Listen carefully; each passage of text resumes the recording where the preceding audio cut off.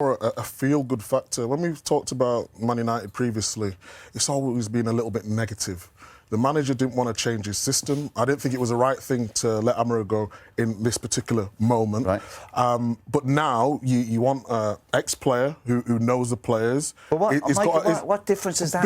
Because when you speak about Man United, it's all negative. You can bring in a player that can lift the crowd, for one, and it can lift the players. So I think it's a smart appointment. Do I think he's going to be amazing? We've got to see that. At Middlesbrough, it didn't work out. But in terms of a short-term plan, I think when you look at the overall picture of Man United, if you want a world-class manager, they might want a world-class manager right now who's not available. For a 6-month period, this might be the best option. A world-class manager won't come here.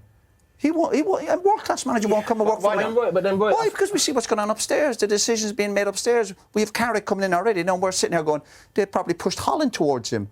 You tell me Carrick hasn't got the intelligence to say, I know enough people in the game to know who to bring in. We talk about he knows the club. He brings Johnny Evans. Johnny's got no coaching experience. No, I like Johnny Evans. Johnny Evans. He's a former player, though, isn't he, Roy? Former player. I would just give former players a job then. You've got to. We sit every week in Sky. You got to get the best of the best. We don't sit here and go, you've got to get former players every week. If we're talking about coaching experience, Holland, we'll sit here and he's done all the hours and he's got a good CV. Go, okay, I get that a little bit. Okay, but if that's the manager's choice, if that's been put on him, and then you bring in Woodgate, who he knows a little bit, he's got experience, and Johnny Evans, and we say, well, coaching, and you got to get the... Johnny Evans got no... It'd be different you're sitting there going, what's Johnny done? I like Johnny Evans, rock solid. I signed him twice. It's not an issue with Johnny Evans, it's more an issue with the club and the decision-making, who they're bringing in. Johnny Evans left Man United about 4, 5, 6 weeks ago, right? He obviously left as a summer player, and they gave him a job... Loans manager, okay. Yeah. Leaves that a month or two ago. Had enough of that. He wasn't there for 10 years doing it. A few months. United are letting hundreds of people go, staff every week. But Johnny walks away from that job. Gets a call a week later, Darren Fletcher. Now, my issue with Johnny, he's got no coaching. It's not as if he worked at the academy for a few years. On one hand, we're saying you need people on the training pitch. What's his designated role? We don't know. Is he a defender's coach? Is he trying to show? We don't know the specific. Okay, but if I finish the point, so he comes in with Darren Fletcher. This is a bit like what I worry about pals acting, wink, wink, and who's making decisions upstairs. So Fletcher brings him in, and Fletcher again has very little experience, but he's worked at the academy level.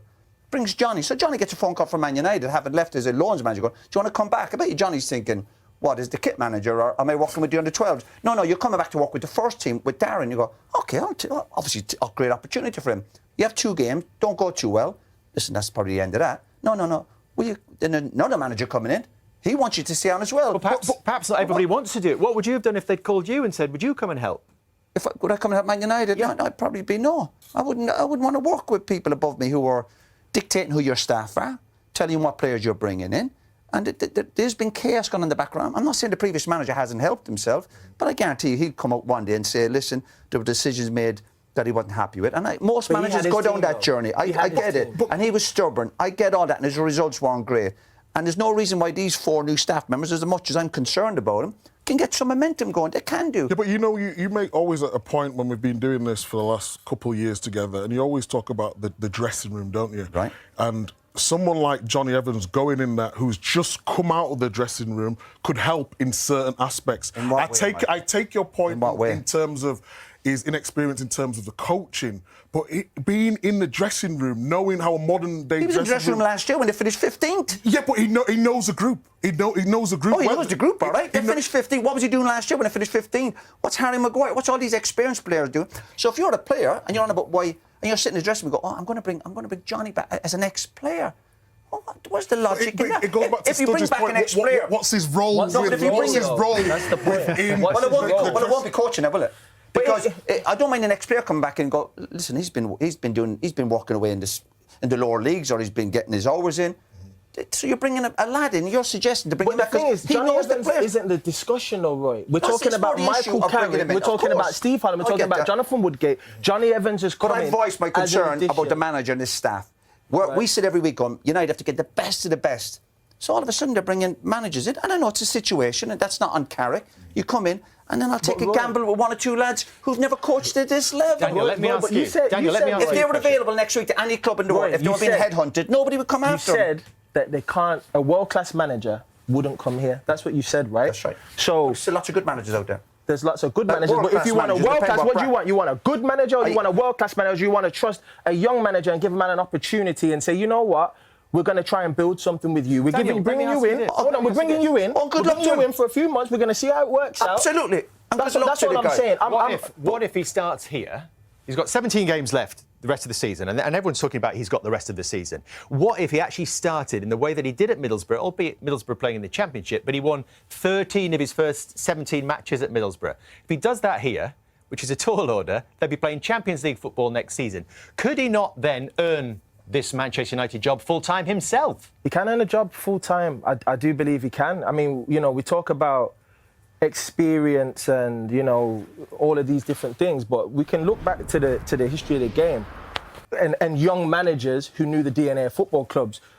When Guardiola went to Barcelona, he was Barcelona B manager. When Zidane got the Real Madrid coach, he was Real Madrid B manager. Yeah. Hold on, but they didn't have big jobs. They weren't like world-class guys. It was, we're bringing in young managers. We're going to give Arteta at Arsenal. We keep bringing young managers in who know the DNA of the football club. Arteta knows the DNA of Arsenal. Zidane knows the DNA of Real Madrid.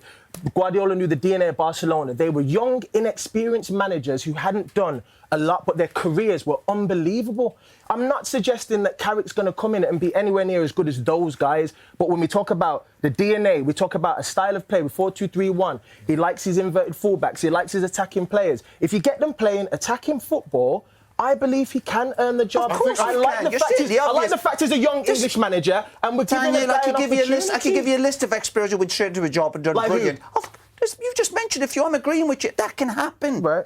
But I'm not sure at this club with the decisions being made above for these staff and the staff he's coming in with. And Wilcox, who's ever making the decisions, and people talk looking for a yes man. There's lots of managers out there who are yes man. You have to roll with it. I get that. But where's the evidence to suggest?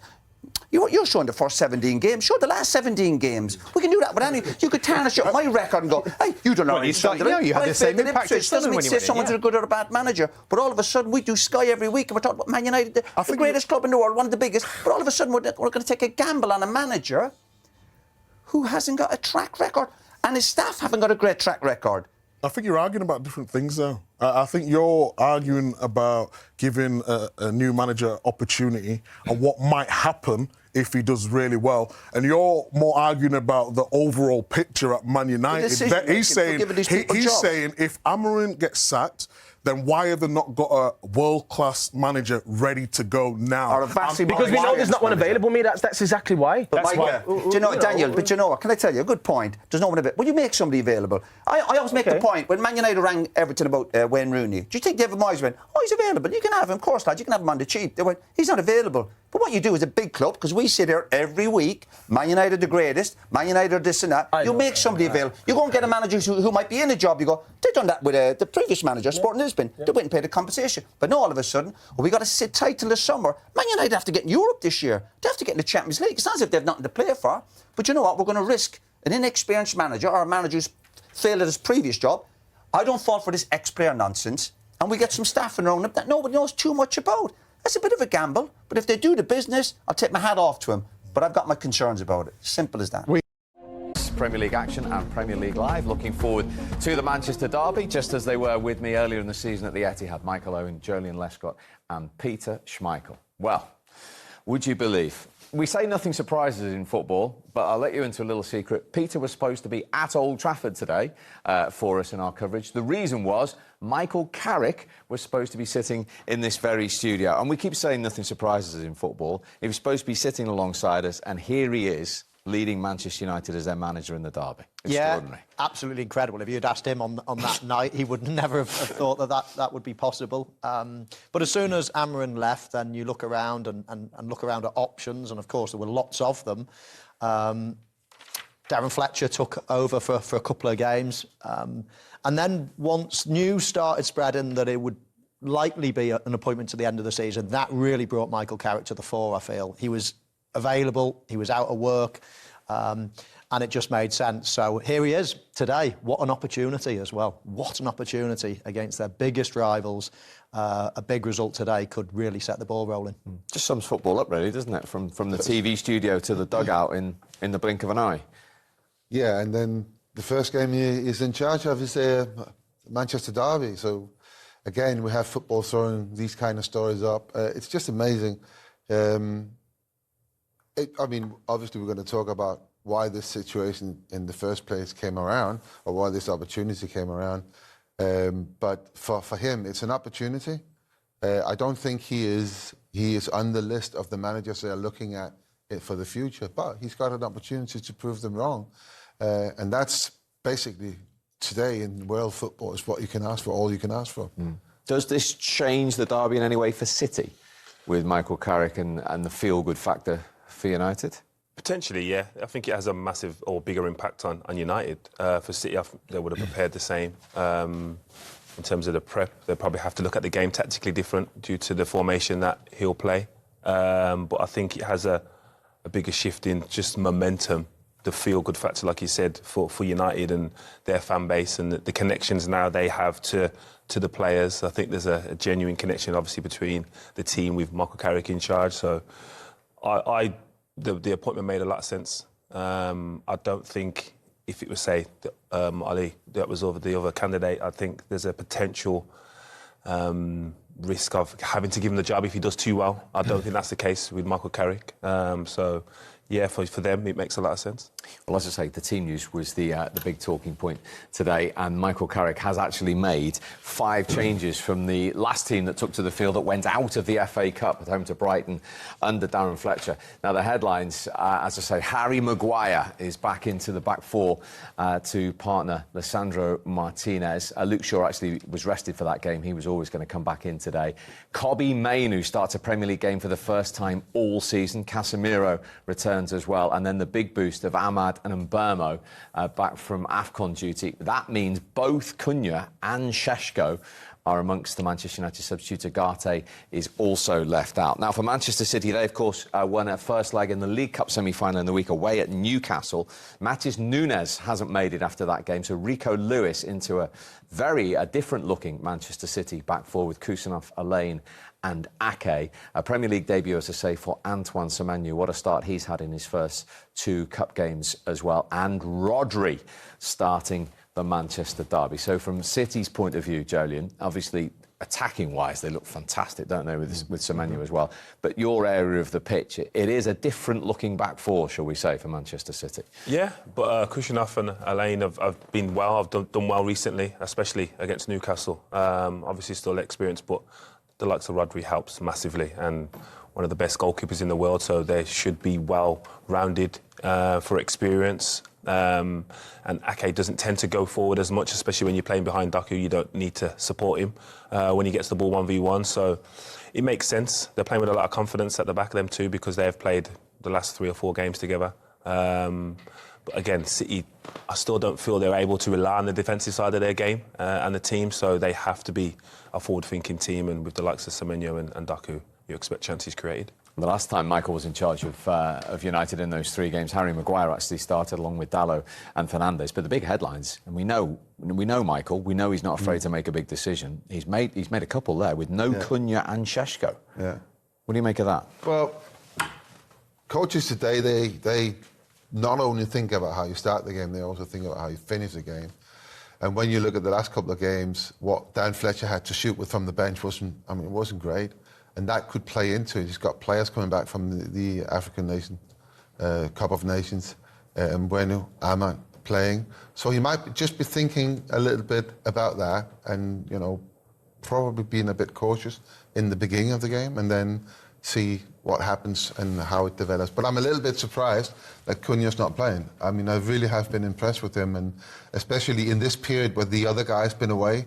In Africa, his running has been incredible. His pressing, I think his playing's been absolutely fantastic.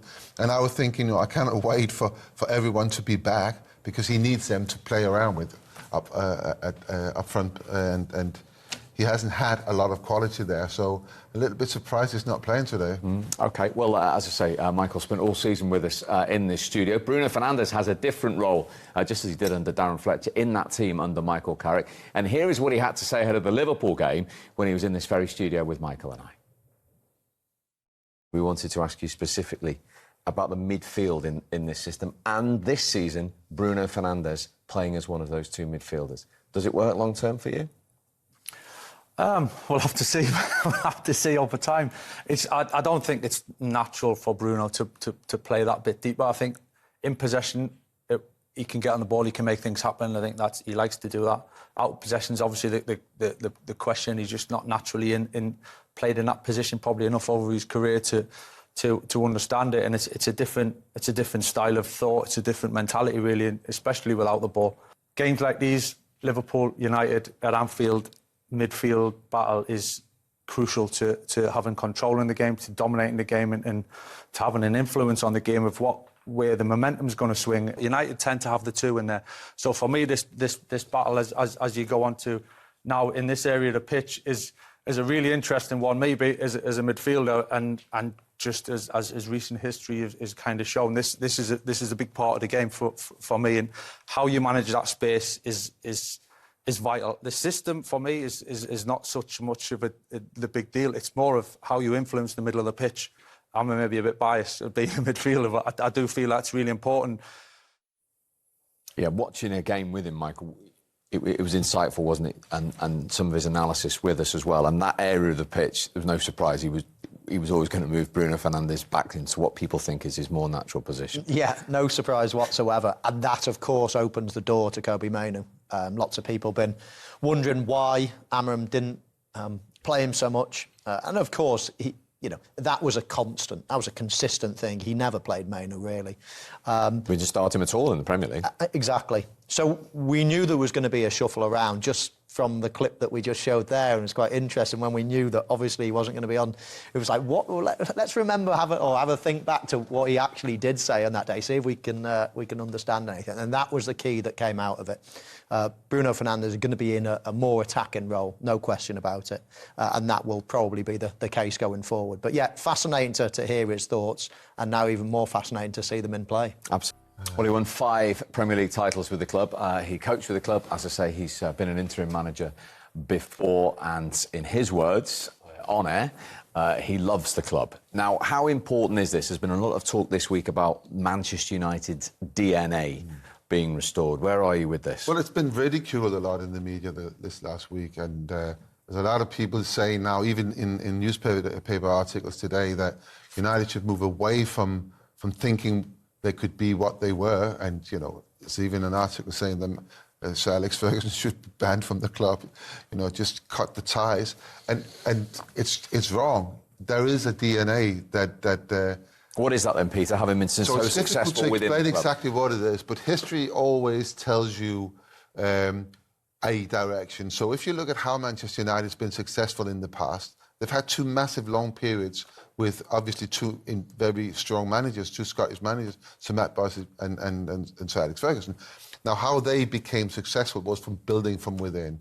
So 1949, Sir Matt started to build from the academy, took young lads in and started to play young players at a time where football was supposed to be a Saturday afternoon entertainment for hard-working people coming to see grown men playing football. And all of a sudden you see 16, 17, 18-year-old kids playing, and people didn't get it, and then eventually they got it because they became very successful. And they were successful for about 20 years. And then, of course, there was 20 years where it was up and down. Then Sir Alex came in, did exactly the same thing, built from within, built a really, really strong spine of Manchester United players with the understanding of what you need to be able to deal with, so mentally, but also, of course, the way you play. So high-risk football, entertaining football, always going for goals, never stopping at 1-0, always going for 2, always going for 3. So all of that has gone out. You bring in someone like Ruben. Ruben was very, very cautious. 1-0 up, he would make changes. As was Ten Hag. They got the same criticism, didn't they? They would make changes you couldn't understand. So all of a sudden you get to 60 minutes, he makes the same 2 changes every time. He takes 2 centre-halves off and puts 2 fresh ones on to protect what they have at that point. That's not the Manchester United way.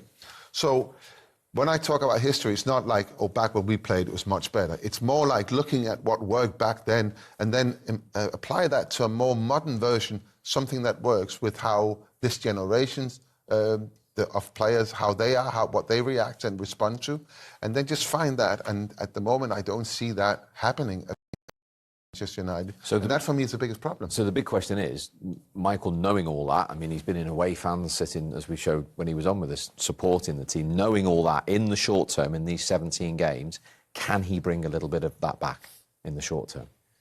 Well, I would like to think so. I mean, he's got some great attributes. He's very calm, very knowledgeable.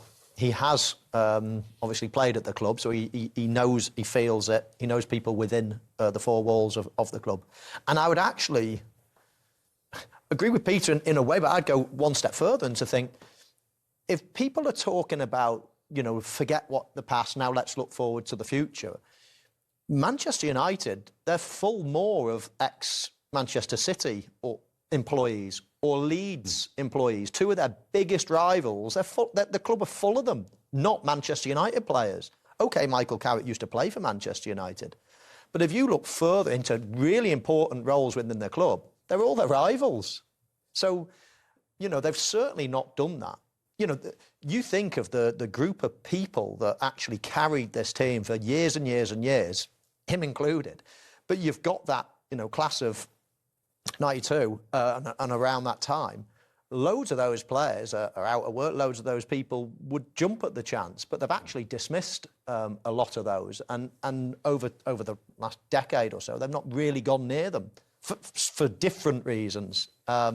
So yes, Michael Carrick used to play for them. He wasn't brought up in the academy. He's not one of the class of that. No. But he had 12 years there as a player and 4 years as a coach. Of course there is, but I wouldn't be going down that route if I was the journalist writing all these things saying, you know, you need a clean break. I mean, as I say, Manchester United are actually employing people in big positions from all of their rivals at the moment, not from within. So it's a real interesting balance behind the scenes. Where do you sit on this balance of tapping into the history but moving into the future? I think you have to respect the history of the club and, yeah, look to keep that fundamentals, but you have to evolve with the game. What Peter was saying is right, but I don't think anyone in the game has the patience to want to wait for grassroots academy players to develop into first team. You look at the two centre-halves they've played, Yoro and Heaven. Yoro hasn't come through, but they don't have the time to let them develop into a Johnny Evans or a Harry Maguire. They need success, they need consistency, and you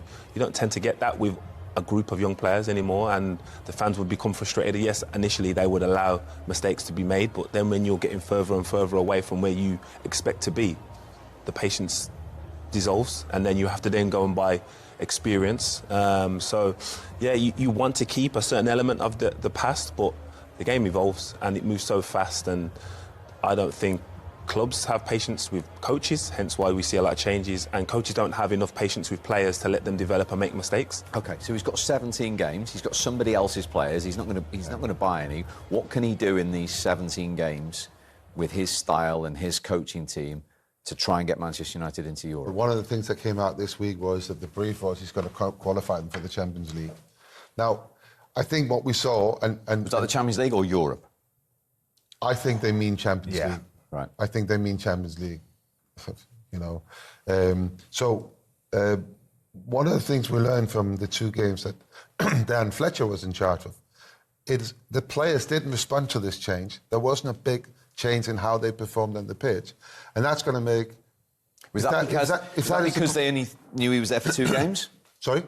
Because Darren Fletcher was only there for 2 games. Now the players know the situation until the end of the season. Does that make any difference? But it still speaks to how they react, still speaks to their mentality.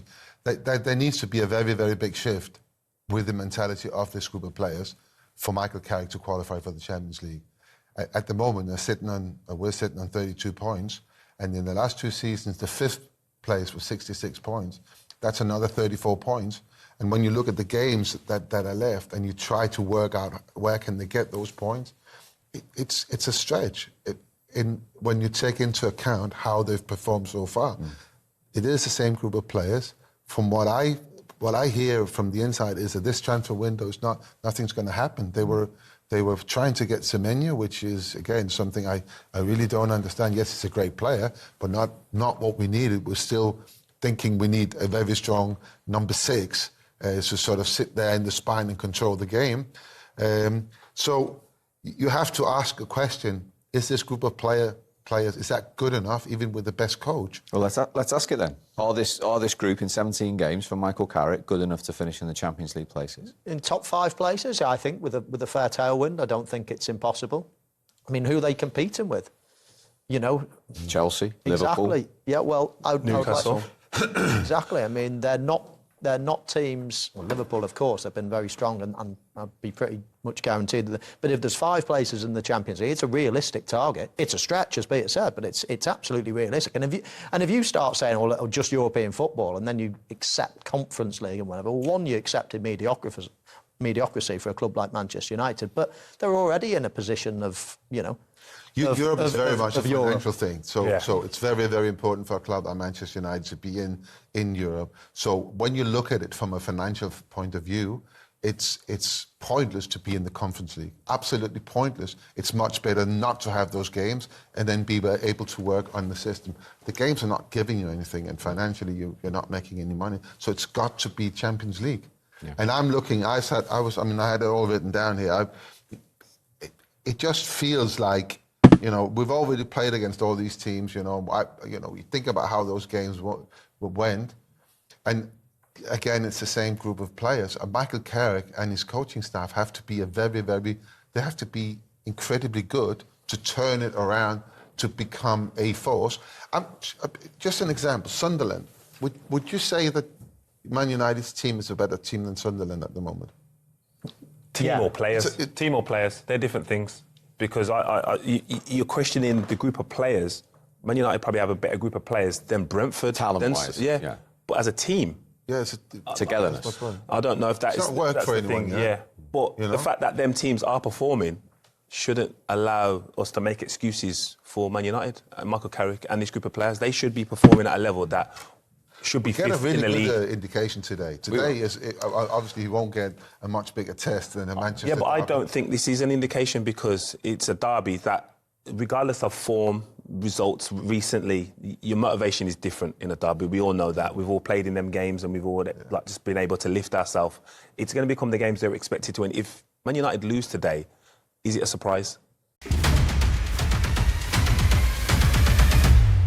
Indumentaria, la Kings Limited Gold Edition. Solo hay 50 unidades de todos los equipos y también puede ser vuestra entrando en kingsleague.pro. Así que es los datos a tener en cuenta en cuanto a indumentarias. Gran partido, Gonzalo, Gerard, el que tenemos por delante. Ojo, ojo, estilo La Bombonera, estadio de River. Hostia, más minutos de retraso en el inicio, ¿eh? Ya tenemos lío. Lo llamó Edo, dibujando la parábola sobre la banda derecha, donde en el vértice del área aparece Nadir. ¡Nadir para adentro! ¡Gol! De Nadir Lua, que tiene una facilidad pasmosa. Encuentra a Pablo, qué balón para Nadir para el segundo. Se tafa de Cócera y es un golazo. ¡Es un golazo! Señoras, señores, bienvenidos al show de Nadir Lua. Pibe. El mejor. Vamos haciendo espionaje, ¿eh? Vaya mierda dado, pibe. Va, ya te puedes ir a la cúpula a comer, va. Tiene que salir Cócera para entregar hacia el centro. Se la regala Coy, le puede pegar Coy para adentro. Vaya chicha, nano. ¡Gol! De Porcinos Óscar Coy. Ah, pues sí. Tony, tienes brazalete volante. Pero es que, señores, Que no te lo dije, Romero. Tenemos, comodín, ¿cómo lo usamos? Penalti. penalti. Será penalti. Vamos, Cuni. Puede meter en el partido a Cuni. Jordi para adentro, qué golazo. ¡Guau! ¡Dios! ¡Gol! Vamos con Nadir Lua y con Laura Vizcaíno. Pues sí, Nadir, 2 goles, victoria y a cuartos, enhorabuena. Sí, sabíamos que el partido iba a ser muy importante porque veníamos de una muy mala dinámica. El equipo ha estado bien, sufríamos defensivamente y creo que hemos estado muy juntitos. Y nada, primer objetivo cumplido. Os espera Science, rival complicado, imagino. Sí, empatamos contra ellos y en shootout perdimos. Ha quedado segundo por algo. Nada, concentración, confianza con nosotros mismos y intentar ganar para el sábado estar en el Wizzing. Os lo veremos mañana, mucha suerte.